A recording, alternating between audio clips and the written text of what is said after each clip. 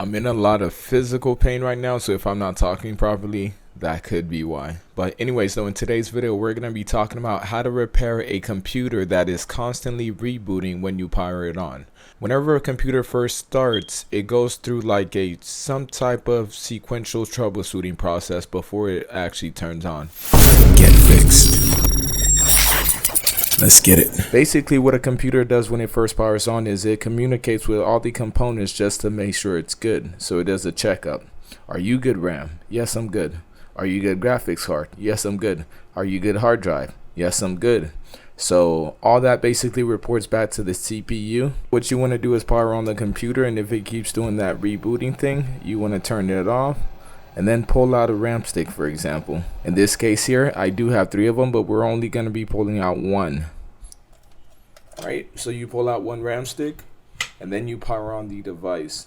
See if it turns on completely. If it doesn't, you pull out 1 more, right? Until you only have 1 RAM stick left.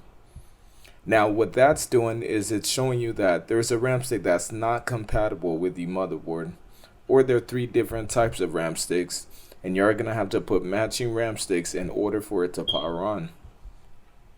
If that step doesn't work, you want to move on to step 2. If you look on the motherboard itself, you may find some type of reset button or some type of power button. You do want to tap on it.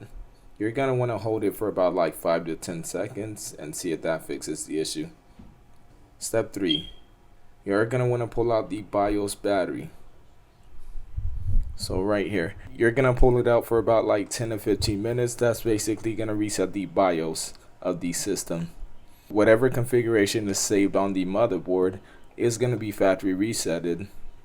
Therefore, it may fix whatever booting issue you're having. Step 4, you want to locate the jump pins on your motherboard. You're going to be using a jumper wire in order to kind of short all these pins to see if that fixes the issue. And there you have it, guys. If you have any further questions in terms of this video, be sure to let me know what it is down in the comments below. I'm in pain right now, which is why I can't speak properly. I'm out. Peace.